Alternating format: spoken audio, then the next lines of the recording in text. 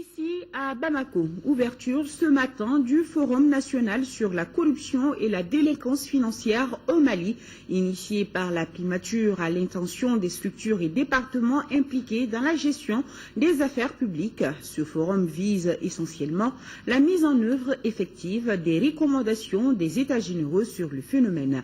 Tenez-vous bien, l'État malien perd près de 50 milliards de francs CFA par an du fait de la corruption. Les explications de Idrissa Kamara. Le rapport annuel 2012 du Bureau du vérificateur général indique que l'État du Mali a perdu environ 50 milliards de francs CFA dus pour les 1/5 à la fraude et le reste à la mauvaise gestion des deniers publics.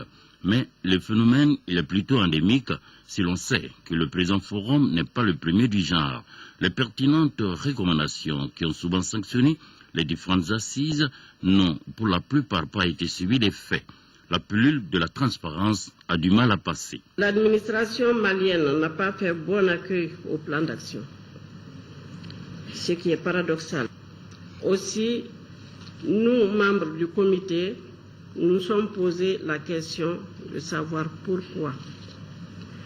Pourquoi l'administration n'a pu exécuter de 2009 à 2013 que 20% des activités que le plan national d'action avait programmées. Et surtout, que faire? Que faire pour remédier à la situation? Telle est la problématique que le comité de suivi et d'évaluation entend soumettre au forum, car une telle situation ne saurait perdurer si nous voulons vivre dans un Mali stable, apaisé et prêt à prendre le train pour son développement économique, social et culturel.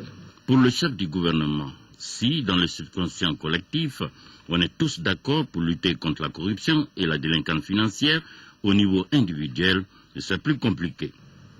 Le forum sur la corruption et la délinquance financière qui s'ouvre ce matin n'est pas le premier du genre. Encore un forum, diront certains. Il fait suite, en effet, à d'autres rencontres qui se sont tenues sur le même thème dans notre pays. Cette récurrence souligne, plus que l'inefficacité de la formule, la persistance, voire l'aggravation du phénomène de la corruption et la nécessité de combattre ce fléau. Sous ses différentes formes et manifestations, la corruption est une des composantes majeures et un facteur aggravant de nos problèmes de développement économique et social, singulièrement lorsqu'elle s'étend, comme dans notre pays, à l'ensemble de la société. État, collectivités territoriales, secteur privé, société civile. En effet, la corruption nuit à l'efficacité économique, elle fausse l'affectation des ressources et les règles sur la base desquelles ces ressources sont affectées, elle décourage les investissements, notamment les investissements étrangers, elle accroît le coût des projets, prive les citoyens les plus pauvres de services sociaux auxquels ils ont droit, aggrave la pauvreté et les inégalités. Ce que j'observe le plus souvent, c'est que collectivement, les Maliens veulent changer. Collectivement, on veut une correction des comportements. Individuellement, c'est plus compliqué. Personne ne change, en tout cas difficilement et lentement. Or, il n'y aura de changement collectif que s'il y a des changements individuels. Aussi, le chef du gouvernement de rappeler que le garrot que le président de la République a promis en vue d'arrêter l'hémorragie de la corruption et de la délinquance financière ne tiendra que lorsque chacun s'appropriera les recommandations qui seront issues du présent forum, lequel pourra sans doute s'adosser à la très prochaine loi portant prévention et répression de l'enrichissement illicite, déjà sur le bureau de la nouvelle Assemblée nationale.